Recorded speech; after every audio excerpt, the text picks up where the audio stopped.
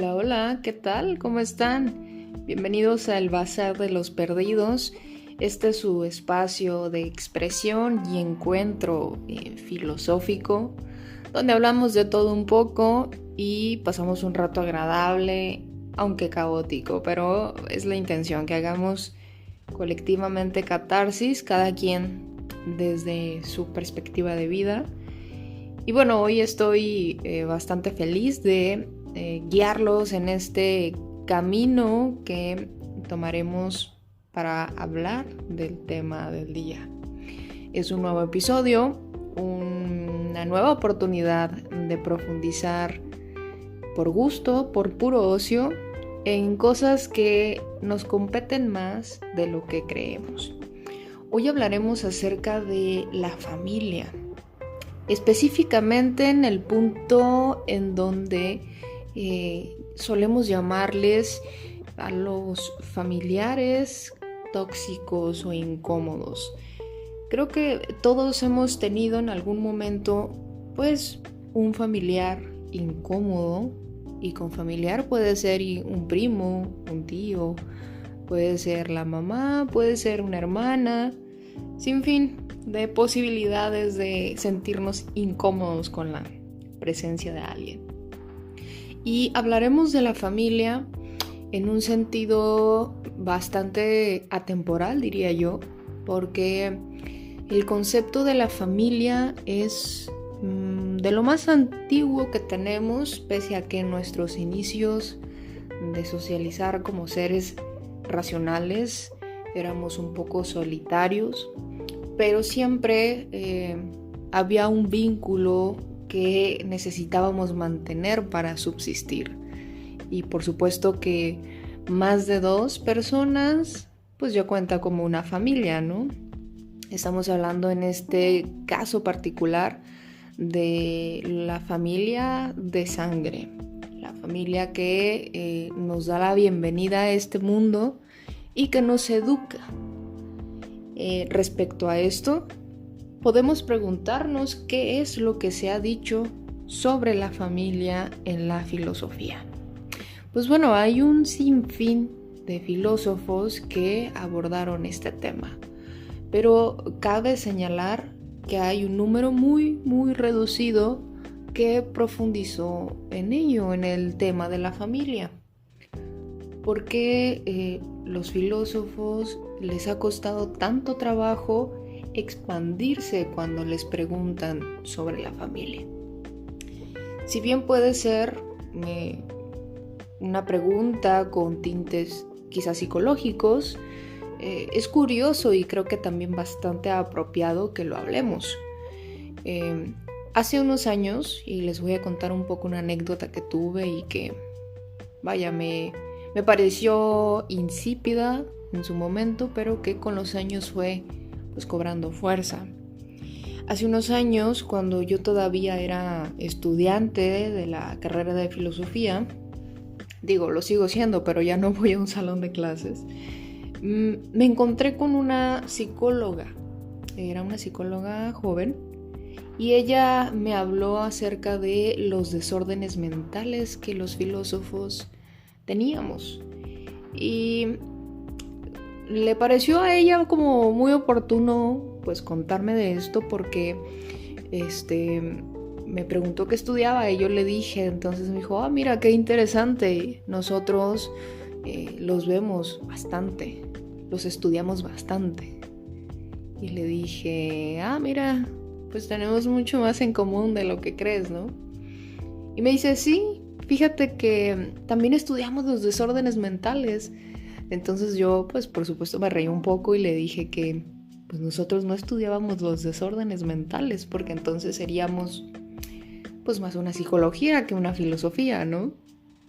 Yo le contesté que pues en todo caso, si queríamos seguir la misma línea del sentido que ella estaba manejando, pues los filósofos éramos más estudiosos de los desórdenes sociales y cómo afectaba al individuo, ¿no? Como un individuo totalizador que nos puede dar cuenta de los síntomas que padecemos todos.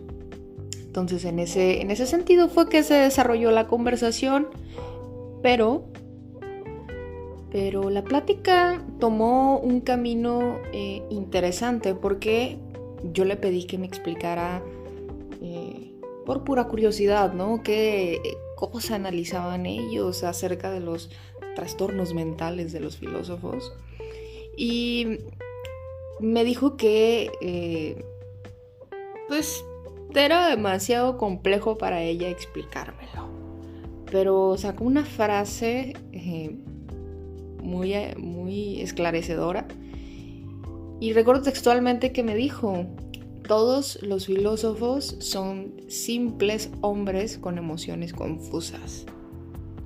Y yo me reí porque en ese tiempo mi ego de estudiante de la carrera de filosofía era como tonto, porque parecía que los estudiantes teníamos una consigna y era como defender con uñas y dientes a la filosofía, porque pues éramos muy pocos y no queríamos estar extintos. Entonces yo me reí y le dije: ok, me parece interesante tu aportación, y la conversación se tornó hacia otro tema y ya no volvimos a hablar de eso. Pero hoy yo creo que tiene mucha razón esta mujer, porque, es decir, pues yo soy una egresada de la licenciatura y busqué en la filosofía un lugar que me diera respuestas ante el millón de dudas que tenía. Y saben que no le busqué explicación a mis emociones, sino una razón o un sentido a mis pensamientos. Es decir, suprimí mi parte emocional, una tradición que llevo haciendo desde hace muchos años, y me enfoqué demasiado en el tema de la razón, porque me parecía que si razonaba en lugar de sentir, había menos posibilidad de sufrir. Y específicamente creo que las emociones están muy ligadas hacia la forma en cómo fuimos educados por nuestros padres, por nuestros tutores, para vivirlas, asumirlas y compartirlas al mundo. Y pues digamos que cada quien tiene introducciones diferentes a la vida y depende bastante en la calidad de educación que tengamos. Y con calidad no me refiero a que hay una mejor educación que otra, porque eso es bastante relativo, pero sí me refiero a quizás el nivel de autoconfianza que construyeron en nosotros, los hijos, para pues vivir, simplemente vivir. Y conforme yo fui creciendo dentro del mundo filosófico, pues fui entendiendo que no buscaba otra cosa más que entender quién soy y por qué pienso y siento como siento. Pero bueno, es que ¿qué es un humano sin un montón de relatos que nos remiten a la infancia? Por supuesto que la infancia, según los neofreudianos o postfreudianos, o como se les llamen a los seguidores de Freud, pues dicen que es destino. Entonces, quizás, y solamente quizás, los filósofos antiguos pues se limitaron a hablar de la familia porque uno, quizás su psique se los bloqueaba, o también porque su condición científica, y se van a crispar muchos con esto, porque para los científicos la filosofía no es una ciencia, sino una pseudociencia. Pero curiosamente, la mayor parte de los filósofos pertenecemos a un rango de investigación, y eso nos hace científicos sin el grado y sin el respaldo de las otras comunidades científicas. Pero esta condición científica de los filósofos de hace bastantes años, pues a lo mejor no miraban importante o relevante hacer un estudio sobre las relaciones humanas, sobre la familia en específico.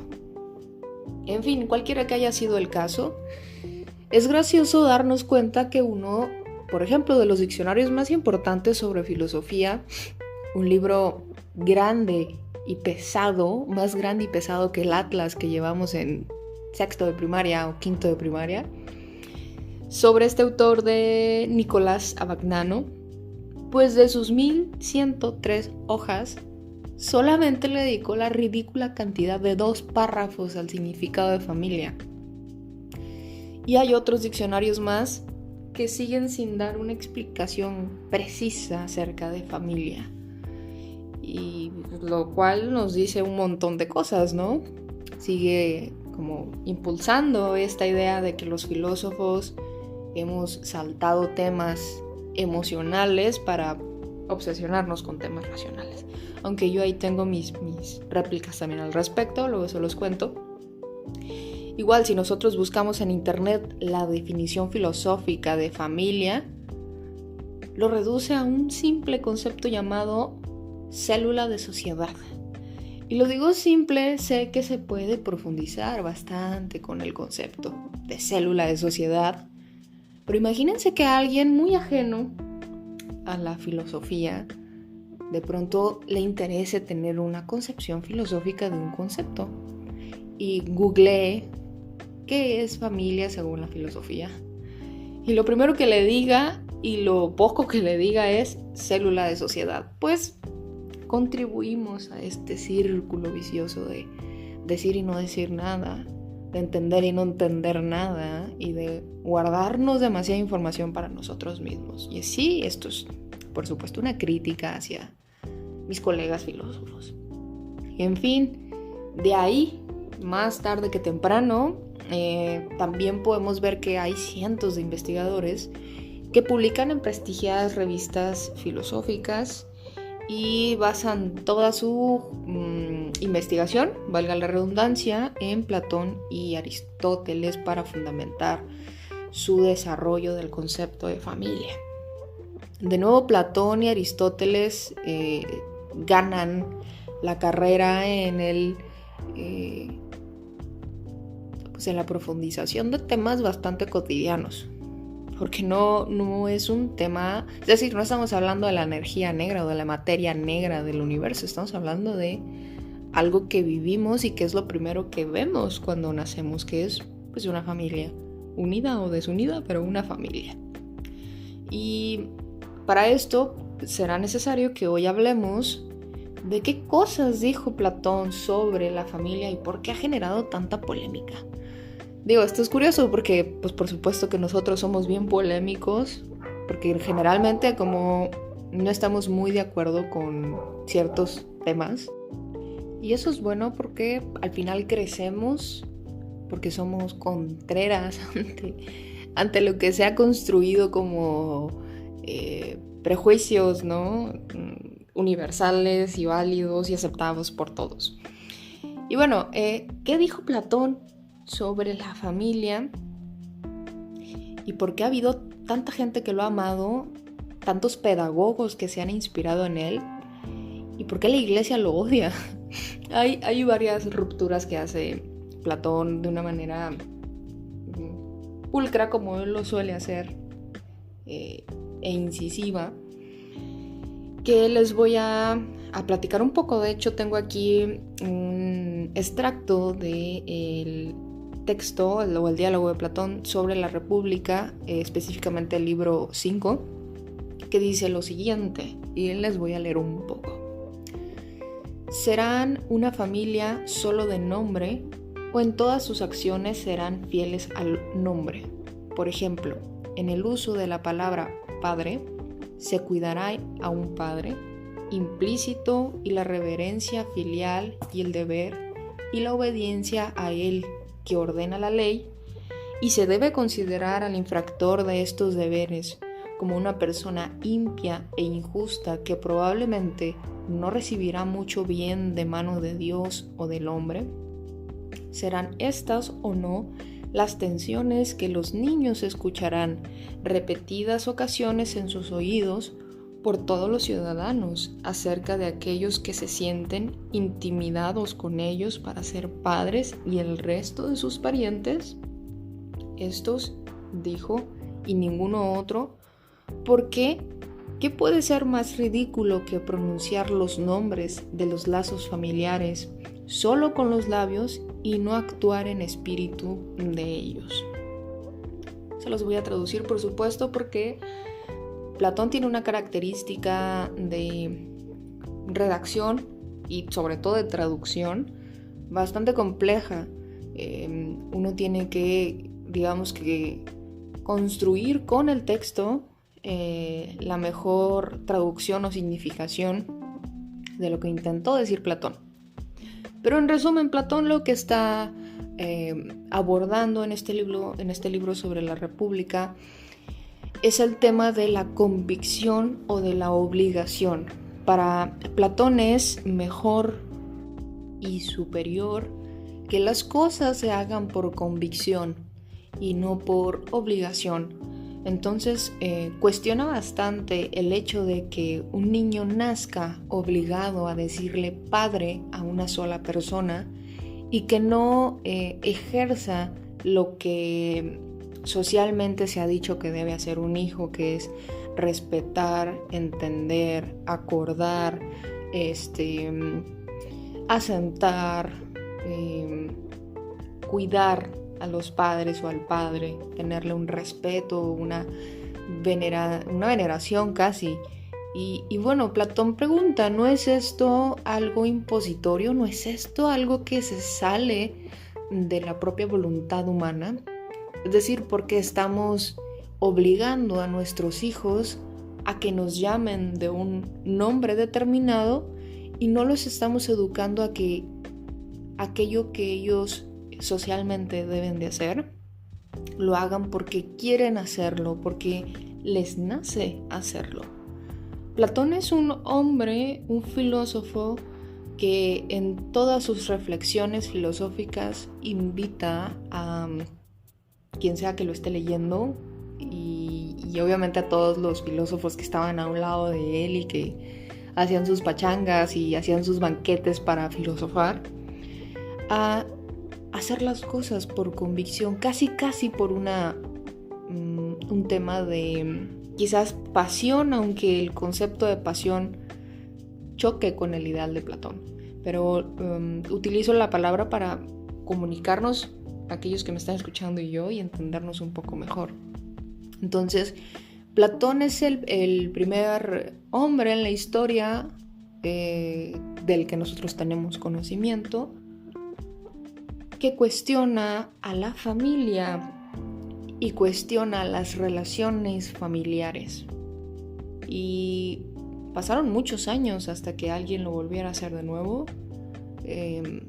Después fue Aristóteles quien abordó este tema, pero Aristóteles le dio otra perspectiva al tema.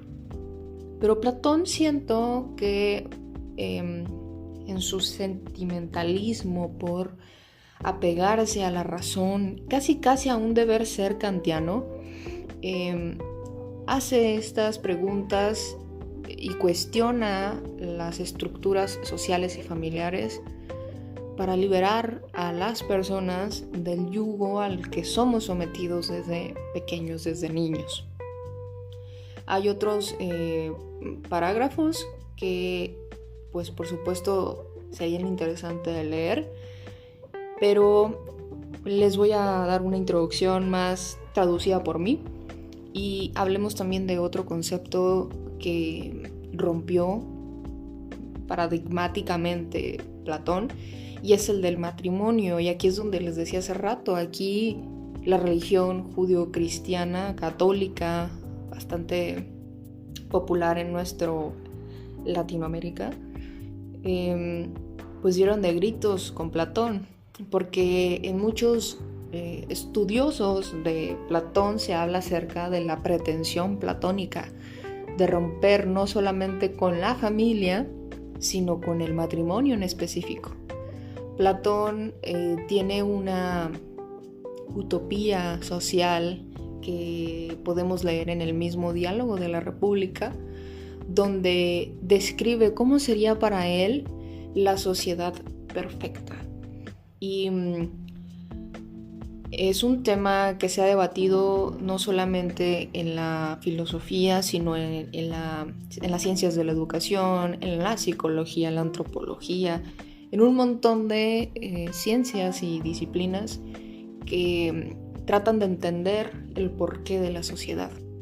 Y es que Platón decía que era bien conveniente que cuando una persona o un niño naciera, no conociera a sus padres, que fuera criado por la sociedad en general y aprendiera a ser una persona de bien y a amar y a cuidar y respetar a todos por igual. Y Platón comentaba que si esto sucedía, si había como una especie de guardería, quizás con ciertas madres preparadas física y mentalmente para cuidar a los niños, pues era una introducción satisfactoria a la sociedad y estaríamos preparando personas con un sentido de servir muy diferente al que estamos acostumbrados, porque no habría ningún coto de poder, porque no había ningún sentido de exclusividad, porque no habría nada en el sentido como de propiedad privada que nos hiciera enclaustrarnos en un espacio. De hecho, sería todo lo contrario. El niño crecería o la niña crecería amada y querida y protegida y educada por todos los que, por supuesto, tendrían que hacer como una especie de casting para pertenecer a este rango de educadores y de cuidadores. Y sería amamantado por cualquier mamá.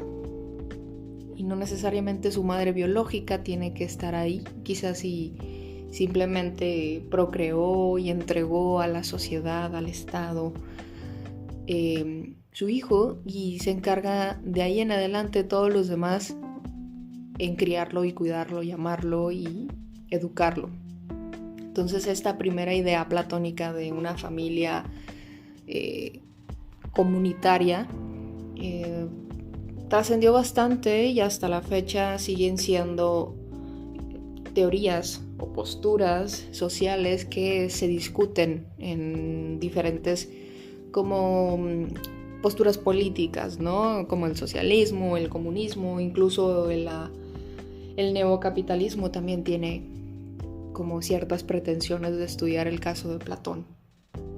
Y con el tema del matrimonio, pues al diluir a la familia como tal, al no tener un rol de padre o un rol de madre, no habría la necesidad de un matrimonio y la procreación ocurriría gracias a un pacto social y voluntario de hombres con una buena genética, de hombres con una buena educación que sirven al Estado, que sirven a la sociedad, y con mujeres iguales a los varones sanos que estarían en el nivel de procreadores precisamente. Entonces, al parecer, Platón no deja muy claro si solamente iba a ser un grupo selecto el que iba a tener bebés, o todos íbamos a poder tener bebés, pero no íbamos a saber quién era nuestro hijo. Quizás si yo estoy amamantando el hijo de la vecina y no lo sé, pero lo siento como mío, entonces si yo lo siento como mío, lo voy a cuidar igual y vamos a tener todos un sentido de familia y un sentido de protección. Y Platón dice que este sentido como humano y racional y cálido construiría una mejor sociedad. Entonces, la educación lo es todo para Platón. El niño desde sus primeros inicios, sus primeras respiraciones, sería educado en todas las cosas que sean necesarias para tener una sociedad funcional y equilibrada. Platón también cabe señalar que le da una posición bastante moderna a la mujer en Grecia, en su ideal de sociedad perfecta, porque más allá de que reconoce las limitantes orgánicas, físicas de la mujer, acepta también que es igual al varón en una cuestión mental, en una cuestión psíquica. Entonces, no las tiene en un nivel degradado. De hecho, para él es muy importante que las mujeres jueguen un papel activo en la sociedad y que también ayuden a fomentar como esta parte del afecto, ¿no? Platón no utiliza la palabra amor en el sentido que nosotros lo conocemos, pero sí como este sentido patriota que te hace automáticamente sentir un amor por el prójimo. Y esa es una utopía bastante loca, platónica, pero que cimenta también, como construye bases de reflexión acerca de cómo sería el método adecuado para crear una familia. Y bueno, podemos hablar un montón acerca de Platón, pero vamos a pasar al otro filósofo en el cual los investigadores actuales basan su desarrollo del tema acerca de la familia. La psicología, la psiquiatría también se basa de estos dos monstruos de la filosofía para pues tratar de tener una base de la sociedad antigua y de la sociedad moderna. Y Aristóteles, por su parte, también hizo un acabado bastante moderno de la sociedad ideal, y lo hizo aún más político que Platón.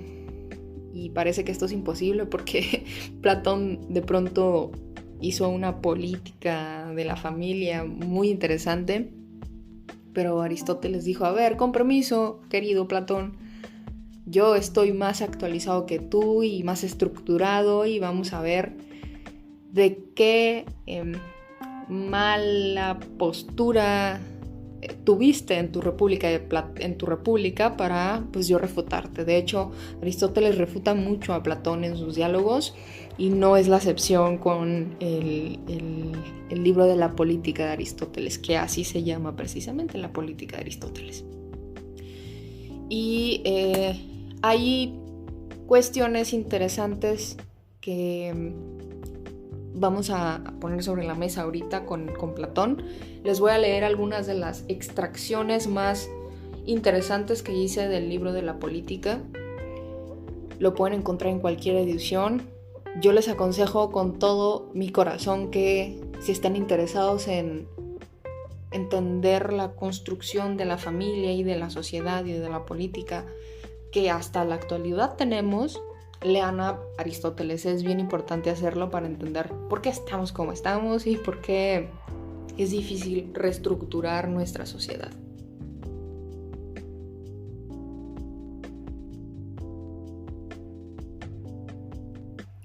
Del texto de la política hay una serie de frases que me encantan y que, a diferencia de Platón, son mucho más claras y menos rebuscadas. La primera frase que tengo por acá es: la familia es un pequeño estado. Los individuos que componen al pueblo han mamado la leche de la familia. El estado es un hecho natural y el hombre es un ser naturalmente sociable. El estado está naturalmente sobre la familia y sobre cada individuo, porque el todo es necesariamente mayor que las partes. Aquel que no puede vivir en sociedad y que en medio de su independencia no tiene necesidades, no puede ser nunca un miembro del Estado. O es un bruto o es un dios. Se manda a la mujer y a los hijos como seres igualmente libres pero sometidos, sin embargo, a una autoridad diferente que es republicana respecto a la primera y regia respecto a la segunda. Aristóteles habla bastante de la familia como la primera asociación civil, como el primer estado que tuvo nuestra sociedad como la conocemos o como la conocía Aristóteles en su tiempo. En ese sentido, es fundamental que el Estado mantenga una especie de supervisión en cuanto a las herramientas que le da a las familias para construir una especie de legado. Porque para Aristóteles el Estado no es más que un montón de partes que por supuesto están fragmentadas y que cada fragmento es una familia en particular. Entonces, siguiendo esta lógica aristotélica, nuestro estado es la medida de la calidad de familia que tenemos individualmente.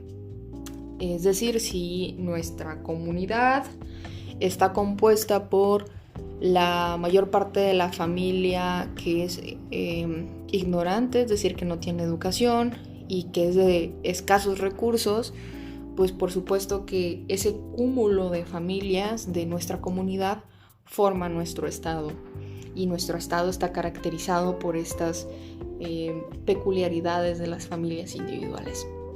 Por eso es que para Aristóteles es fundamental que las familias tengan las herramientas adecuadas para construir, cada quien desde su posición, desde su, estadio de poder y de educación, una familia con mejor calidad. Aunque esto, insisto, es muy relativo. Por eso es que Platón no habla en un sentido tan político como sí lo habla Aristóteles, porque al parecer Platón hace más un intento de hacer común incluso el propio sentimiento de los hijos, y Aristóteles no lo ve en este sentido como romántico. Es más un hombre que está pensando en la construcción social a partir de la participación de los actores de las familias que coexisten en un mismo lugar. Y él, Aristóteles, empieza a introducir, quizás ingenuamente, y que nos va a sonar muy familiar, el concepto de la propiedad privada. Con Aristóteles se empieza a esbozar o empieza a hacer como efervescencia el capitalismo. Porque para Aristóteles es bien importante que los hombres y mujeres de la polis, es decir, de la sociedad, tengan su terrenito, tengan su espacio de convivencia, su espacio privado, propio, para tener una educación correcta de sus hijos. Y Aristóteles, recordemos que es un gran... ¿Cómo lo puedo mencionar para que no se escuche como si estuviera en contra de Aristóteles? Vaya, Aristóteles es uno de los filósofos que normalizó la esclavitud, porque para esos tiempos la esclavitud era una cuestión normal, ¿no? Entonces, en sus descripciones de la familia, menciona como un elemento o como una herramienta al esclavo. Es decir, Aristóteles también dice que las familias, aparte de su propiedad privada, necesitan hacer un uso correcto de sus esclavos, porque los esclavos sirven para construir una mejor familia. Y traspolándolo en un sentido más general, pues los esclavos sirven para construir un mejor estado. En ese punto ha habido muchas críticas a Aristóteles, pero recordemos que Aristóteles es un hombre de su época, es decir, no podemos juzgarlo por nuestro tiempo y desde nuestro tiempo. Nosotros vivimos metáforas similares a la esclavitud, aunque físicamente ya esté abolida, pues seguimos siendo esclavos en cierta medida de muchas cosas y necesitamos esclavizadamente también de muchas herramientas para decir que vivimos, que construimos una sociedad y una familia de calidad. Sí, subaja la participación de la mujer y la reprime en buena medida, porque al parecer Aristóteles cree que la persona con el poder de mandar y reformar y llevar a cabo quizás hasta la educación es el varón, ¿no? Es el padre de familia, es como el gobernador de la sociedad, familia que tiene frente a él. Y la mujer es más como la administradora, la primera educadora infantil de los niños, pero no continúa alimentando ni la educación ni sigue tomando decisiones en la familia. Esto ya de una edad determinada le corresponde al varón introducir a sus hijos al mundo social. Y esto es, si tuviste varones hombres, pues es mucho mejor. Si tuviste hijos mujeres, pues se complica, porque entonces las mujeres están reducidas a hacer lo que la mamá hizo y así sucesivamente. Y esto es algo pues bastante efectivo para Aristóteles, porque es como logramos hacer una sociedad funcional. Y hay también otras características que hablan mucho acerca de cómo podemos entender en la sociedad actual, y hay esta frase que a mí me encanta bastante de Aristóteles, que dice que los individuos han mamado la leche de la familia, porque vemos esta conjugación constante de Aristóteles de hablar del todo y de las partes. Es decir, es como si me recuerda un poco esta frase de este texto del Kybalión, que dice que el todo es mental, y lo siento como muy en este sentido, porque para Aristóteles las partes son muy importantes porque conforman el todo, pero el todo es la cara que nosotros conocemos. Entonces conlleva una responsabilidad y un cuidado muy similar, pese a que veamos una versión completa, que es la de la sociedad. Pero él es muy insistente en como estar echando la vista hacia atrás y decir, no solo es el Estado el que estamos analizando, no solo son leyes las que estamos construyendo, no solo es una masa gigantesca de personas a las que estamos gobernando, son familias, y la medida de las familias que tengamos es la medida de la sociedad que iremos construyendo. Si nuestras familias están educando a hombres débiles, tendremos entonces una sociedad débil.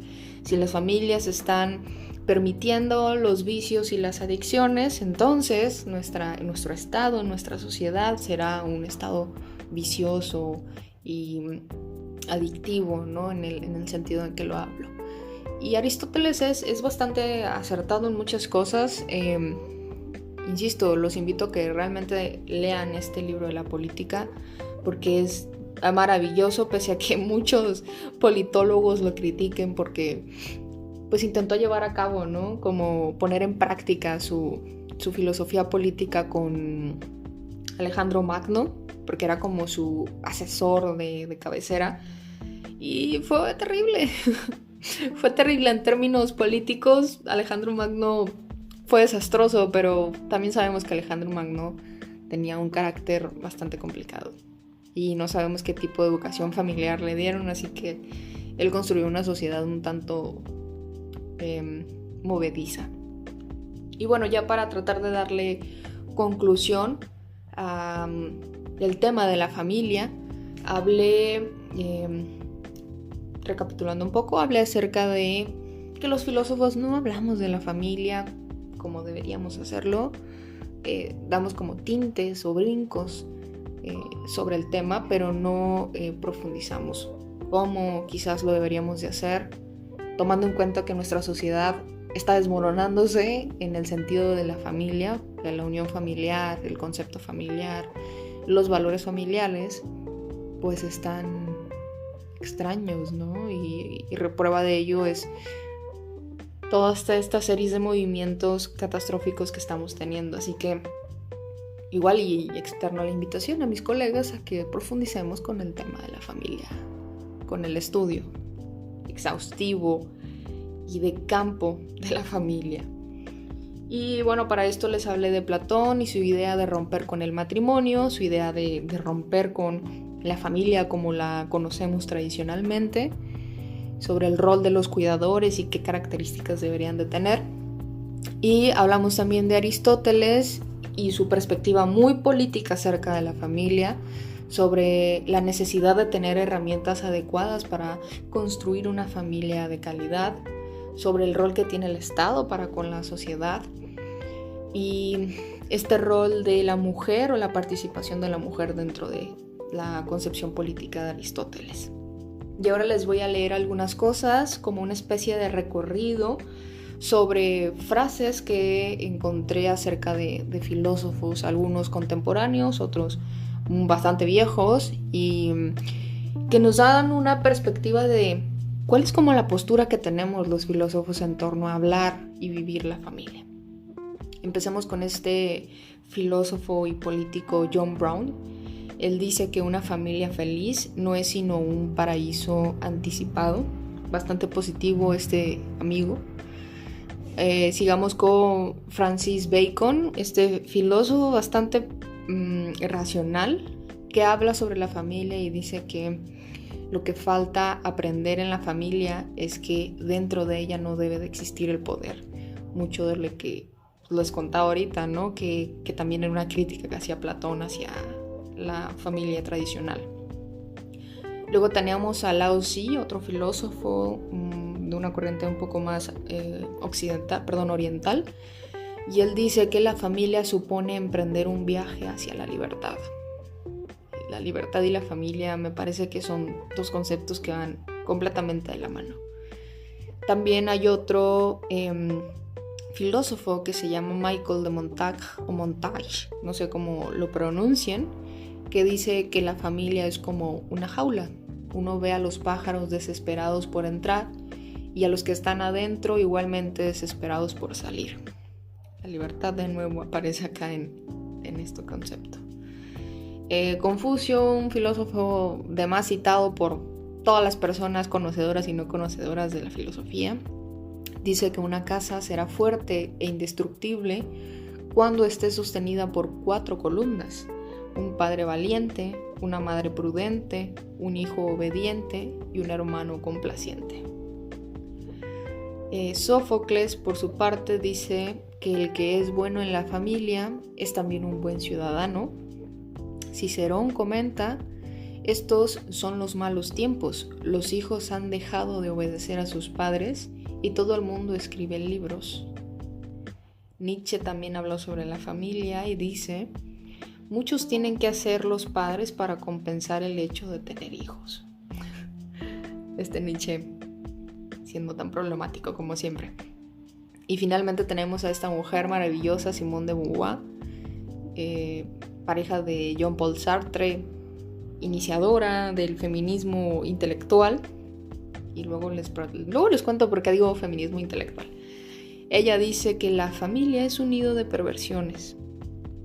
Así que pueden darse cuenta que los filósofos somos bastante lúgubres para hablar acerca de la familia, y como hay una especie de pugna y de tensión intrínseca entre familia y libertad, familia y esclavitud, familia e imposición, familia y política, familia y sociedad.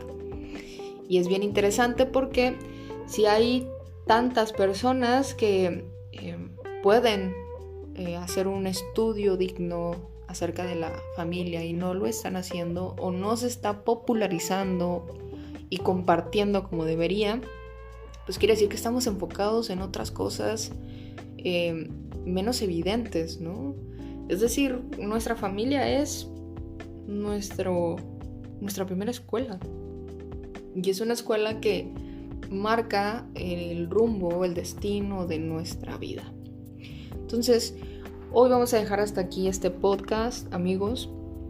Hoy simplemente quería darles una especie de introducción sobre la importancia de la familia para el Estado, para la política. Coincido completamente con Aristóteles. Creo que este es un tema sumamente político, sumamente pertinente, que se hable y se reestructure y se le encuentren los puntos débiles para como ir previendo, ¿no? Qué tipo de quizás baches tengamos que saltar en el futuro, y que pues por supuesto no se está compartiendo como debería compartirse. Y ahorita tenemos las redes sociales, entonces es aún más imperdonable que no hayan estudios polémicos en torno a la familia actual, a la familia moderna, a la familia que nos representan todos en este siglo XXI. Pero bueno, estaremos dándole continuidad al tema en un siguiente episodio, y ya les hablaré más acerca de mi perspectiva sobre la familia. Hay toda una estructura que estoy manejando para los temas que estoy eligiendo. Esta primera temporada del podcast es una introducción a los conceptos básicos que comparte, que engloban al ser del hombre. Entonces, quizás si han escuchado algunos otros episodios, pues sientan que los dejo como a medias, ¿no? Como, esto está muy interesante, cuéntame más, o háblame más de ti. Pero la intención es que nos vayamos familiarizando con los conceptos para luego, ahora sí, dejarles caer todo lo que considero oportuno dialogar y sembrarles más dudas. Es necesario, chicos, las dudas para poder crecer. Y bueno, les dejo hasta el día de hoy. Les mando un fuerte abrazo. Espero que se la pasen muy bien. Que me hagan saber si les gustó el podcast en mis redes sociales personales, Michelle Campoy, y en las del Bazar de los Perdidos, tal cual lo pueden encontrar. Un mensaje, un comentario, y verán que les tomaré la palabra con el tema que me propongan. Hasta la próxima, cuídense.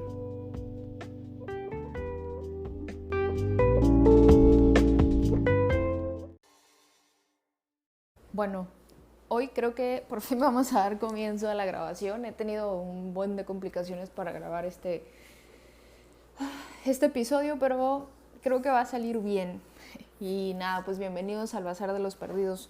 Ya saben, mi nombre es Michelle y yo estoy aquí con ustedes hablándoles de cosas de la vida, y luego las ponemos como que un tanto filosóficas y luego hablamos cosas extrañas, ¿no? Curiosamente hoy no va a ser la excepción. Por supuesto, vamos a hablar de algo bien bonito, bien trascendental, y que es, me parece, esencia o núcleo de mucho de la filosofía. El intenso te veo, esta frase de Avatar que suelen utilizar los protagonistas para referirse de primera instancia, una primera impresión quizás, podemos interpretar que se utiliza para referirse a esta complicidad que existen entre dos personas que se quieren aparentemente de una manera pues honesta, ¿no? Y yo creo que en ese sentido todos podemos identificarnos con Neytiri y Jack, estos personajes de Avatar que tienen un lenguaje no verbal sobre su amor, ¿no? Es un manejo muy bien utilizado sobre el concepto de amor, sobre el sentimiento del amor. Entonces elegí este título porque les decía al inicio del video que el tebeo, es decir, ya en práctica, fuera de la teoría, diciéndoselo a la persona especial, a tu hijo, a tu primo, a alguien que verdaderamente quieres o estimas, significa mucho. Y en la interpretación filosófica podemos decir que cuando tú dices te veo, lo que intentas realmente comunicar es veo tu ser, veo tu esencia, veo tu espíritu, si lo quieres ver desde ese punto de vista. Entonces el ser, lo sabemos, que dentro de la filosofía tiene un peso importantísimo. Es decir, me parece que la filosofía definitivamente no existiría como con tanta consistencia si no hubiéramos dedicado tantos años a hablar del ser. Y aquí es donde comienza el reto para quien lo va a explicar, que en este caso soy yo, porque justo les digo, esta palabra, esta frase del tebeo, es una frase que incluso no necesitaría interpretación, porque es prácticamente como una especie de certeza intelectual lo que la otra persona está tratando de comunicarte. Pero hacemos un esfuerzo para desmembrarlo filosóficamente, porque al fin creo que nos da esta como apertura a de pronto quizás racionalizar lo que nos es tan familiar, ¿no? En ese sentido. Entonces, yo creo que esta frase va a dar pues muchísimo de qué hablar en estos foros o en estas disciplinas, en estas ciencias que estudian al ser, ¿no? Especialmente podemos hablar de la ontología, que no necesariamente estudia el ser, sino el ente en cuanto ente, que eso también es un tema bien interesante que vamos a hablar un poquito más adelante. Pero les continuaba diciendo que el ser ha tenido bastantes modificaciones a lo largo del tiempo, es decir, no modificaciones en sí, sino en conceptos, en definiciones, en interpretaciones. Y quizás esta cronología de tratar de hablarles del ser a partir de esto pueda resultarles más digerible. Y es que desde Sócrates hasta incluso un poco tiempo más atrás con Parménides, hablar del ser era hablar de aquello que existe indudablemente. Si en algo debemos de tener fe, seguridad, certeza de que algo es eso que existe realmente. Y aquí es donde de nuevo empieza a volverse complicado el que ustedes me puedan entender sin necesidad de quebrarse la cabeza. Y voy a dar algunos ejemplos para tratar de que todos acá entendamos por qué cuando les digo que la frase del TVO de Avatar es tan interesante y tan trascendental, es porque habla de una parte inherente y subjetiva del hombre. Entonces, para las posturas desde las que ustedes quieran ver este video, es bien interesante cómo una simple frase puede enunciar tanto contenido. Y en el Parménides, que bueno, sabemos que Parménides fue un filósofo, él, digamos que dedicó parte de sus estudios o de sus escritos a hablar acerca del ser. Mucho tiempo se ha dicho que al parecer Cantinflas, ¿no?, tenía como que mucho de filósofo porque el tipo hablaba de cosas tan familiares, tan absurdas que de pronto parecía bizarro escucharlo, ¿no? Y se tomaba como un aspecto de burla, de risa. Pero Parménides justamente hablaba acerca de eso. Decía que cuando nosotros queremos hablar del ser, ya estamos pronunciándolo como algo existente, porque decimos que el ser es. El blanco es un color, la luz tiene luminosidad. ¿Saben? Como verbalmente podemos de pronto estar dando cuenta de el significado y la importancia del ser en nuestra vida. Es como si de pronto nosotros supiéramos cuando una cosa es, sin necesidad de someterla a ningún juicio político, ningún juicio químico, ningún juicio físico, cuántico, simplemente con la simple y hermosa certeza de que las cosas son así. Y en este sentido, los personajes de Avatar manejan este recurso de una manera bella y muy sutil. Y aquí me parece que James Cameron logró agregarle un ingrediente muy sublime a su película, y es esta frase del TVO, porque es un recurso que es poco utilizado tanto en la primera película como en la segunda, pero cuando lo arrojó, es decir, cuando lo pudimos ver en escena, el TVO se utilizó en momentos importantísimos y sumamente significativos, y esto creo que es lo que lo hace tan trascendental. También con el tema del TVO, por supuesto que recordé este diálogo de Platón que se llama Fedón o del alma. Es una serie de compendios de diálogos de las aventuras que tenía Sócrates y diversos actores políticos, filósofos, y Platón, digamos que era como el cronista, ¿no?, el que narraba y tomaba nota de lo que se decía. El primer chismógrafo quizás, y fue de Platón. Pero gracias a él es que tenemos la posibilidad de darnos cuenta literal y visualmente de lo que Sócrates dijo o se pretende que dijo.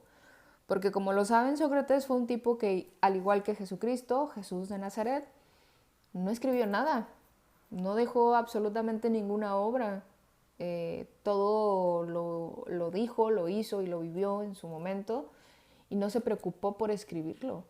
Y esto es bastante interesante, pero les insistía en esta parte del Fedón, este diálogo que habla acerca de la muerte de Sócrates. Y hace poco tuiteaba yo esta frase, ¿no? Como creyentes, los cristianos, recuerdan a la crucifixión con cierta nostalgia, pero también con una especie de esperanza, porque Jesús iba a purificar los pecados de todos los demás. Pues hay una correlación muy interesante entre Jesucristo y Sócrates, porque así como a Jesucristo lo crucificaron por corromper a la sociedad, pues a Sócrates lo sentenciaron a la cicuta, una especie de veneno, por corromper a la juventud. Y estas similitudes de pronto nos pueden hacer pensar qué tan verídica suele ser la historia o qué tan cíclica suele ser también, ¿no? Porque también hay otros antecedentes de otros grandes pensadores que murieron de maneras muy similares. Pero bueno, en este libro del Fedón hay un diálogo muy típico de la estructura literaria de los diálogos de Platón, donde empiezan a preguntarle a un tipo, del cual tiene un nombre muy extraño que ahorita no me acuerdo, a cómo había sido la muerte de Sócrates, ¿no? ¿Qué había dicho Sócrates? ¿Cómo él había asumido la muerte y la sentencia? Porque cabe señalar que la cicuta al parecer no era un veneno que inmediatamente te surtía efecto. Tenías que esperar cierto tiempo para que te matara, en pocas palabras. Entonces, durante este lapso en que estás quizás agonizando, que estás muriendo, ocurre y se desarrolla el Fedón, este diálogo que nos habla del alma, curiosamente. Y es curioso porque mucha de la introspección y de la catarsis que se hace con los personajes de ese diálogo ocurre o se desarrolla con el concepto de la muerte. Pero pareciera que muerte y alma son sinónimos, ¿no? Y aquí es donde lo complicado se vuelve interesante, porque se desarrolla de una manera muy bonita y muy entendible al punto del que quiere llegar Platón con ese diálogo en especial. Y es que había una creencia en Grecia con los filósofos que aquel que se preparaba y dedicaba su vida a filosofar, pues no le temía la muerte, incluso la veía como una especie de oportunidad de renacer. Y aquí lo curioso es que para los griegos de esas fechas la reencarnación era una posibilidad y era algo a lo que se tendía, a lo que se pretendía. Pero que por supuesto aquí entra esta cualidad un tanto esquizofrénica de mi amigo Platón, porque entonces él empieza a describir que pareciera que vivimos como una especie de mundos paralelos en donde la Tierra, una versión de la Tierra es lo material y otra versión de una Tierra más subjetiva es donde están los conceptos. Y entonces cuando Sócrates empieza a contar en voz de los demás espectadores que él no siente miedo por morir, que incluso siente que es como una especie de ciclo necesario para renacer, ¿no? Para reencarnar en otras personas. Aquí también cabe señalar que no cualquier persona regresaba en otra persona. Es decir, si yo tenía ciertas conductas, como aluciendo un poco a esta característica de Anubis, este dios egipcio que pues ponía en una balanza, ¿no? Si fuiste justo, tenías un alma buena, y en eso se basaban para saber si tú ibas a ir a una parte buena o te ibas a la des. Entonces también en Sócrates hay esta especie de idea desarrollada en donde es necesario la muerte para poder renacer, siempre y cuando tú te hayas, digamos, que comportado como un ciudadano honesto, ejemplar, que se haya cultivado, que haya pensado en quién es y que haya cuidado sus acciones, pues entonces tú tienes esa posibilidad de reencarnar como otro humano. Y luego se pone muy misógino esto porque, es decir, no solamente tienes la posibilidad de encarnar en un humano, sino que de acuerdo a tu comportamiento puedes nacer hombre, que eso es como que tuviste una vida anterior perfecta, honrada, moral, ética. Y por otro lado, si reencarnas como una mujer, pues no te portaste tan bien, ¿no? Según Platón y sus amigos. Entonces, si tú de plano te volvías a portar mal, pues reencarnabas como un animal. Y así sucesivamente hasta que prácticamente, si eras un tipo muy nefasto, seguramente ni siquiera tenías la posibilidad de reencarnar. Entonces todo este contexto de hay que morir para reencarnar en otro cuerpo y vivir y seguir haciendo este quehacer, como esta especie de vocación de ayudar a los otros a entender quiénes son o por qué hacen lo que hacen, eso es lo digno y lo maravilloso de la muerte. Por lo tanto, el filósofo, según Sócrates, no le teme a la muerte, sino todo lo contrario. Además, hay un segundo elemento bien importante dentro de este diálogo del Fedón que relaciona estrechísimamente con la frase del tebeo de Avatar. Es esta parte en donde se utiliza el concepto de reminiscencia. Y en Platón, en Sócrates y todo su grupo de amigos, la reminiscencia era un recordar lo que tú ya sabes. Ya sé lo que están pensando, que esto es muy casi como teoría conspirativa, pero es real, existe, lo pueden encontrar en los diálogos de Platón. Y la reminiscencia parece que es como un elemento, una capacidad de nuestra mente de recordar lo que ya sabe. Y en este sentido, volvemos de nuevo al mundo de las ideas, este mundo paralelo donde existe solamente la pureza, los conceptos, el ser de las cosas, lo que es realmente. Y luego tenemos el mundo material, que es una copia de ese mundo y es imperfecta porque tiene materia y es imperfecta porque necesitas de muchos recursos para entenderla y así sucesivamente. Pero la reminiscencia es la capacidad de recordar lo que tú ya sabes. Y si recordamos, valga la redundancia, a Jake y a Neytiri, pues entonces entendemos que el tebeo es una reminiscencia, ¿no? En un sentido estricto, en un sentido bastante romántico, porque no tengo pruebas para sostener esto que les estoy compartiendo acerca de esta película, pero tampoco tengo dudas y entonces eso puede bien significar que estoy hablando de algo que es, que tiene esencia, que tiene consistencia. Y lo más maravilloso y por lo cual creo que vale la pena vivir es por tener este tipo de brechas o de oasis en donde la razón no puede penetrar, donde simplemente sabemos que algo es, que un sentimiento es, que una acción es y no necesitamos comprobarlo. Neytiri y Jake, con su frase de te veo, precisamente logra conectar con esta certeza que todos tenemos por igual de una especie de sentimiento sublime que compartimos, al parecer, hasta el momento solamente los humanos. Pensarlo desde estas posturas nos también invita a valorar un poco más lo que nuestro intelecto hace por nosotros. Y el cerebro, la mente, la conciencia y sus demás capas son más inteligentes y más trascendentales y espirituales de lo que creemos. Y con esto me refiero a que no somos una especie mínima. Realmente hemos evolucionado porque hemos conseguido establecer estos lenguajes y ahorita con las redes sociales conseguimos globalizarlo. Y lo que esta loca está diciendo quizás, tú lo entiendes y lo entienden otras personas. Y entonces no parece tan loca la idea de Jacobo Grinberg, este psicólogo, este doctor, que sabemos que interactuó con una chamán, con una curandera que aliviaba cualquier enfermedad. Y Jacobo Grinberg tiene una teoría sustentada, curiosamente científica, acerca de que todos somos uno.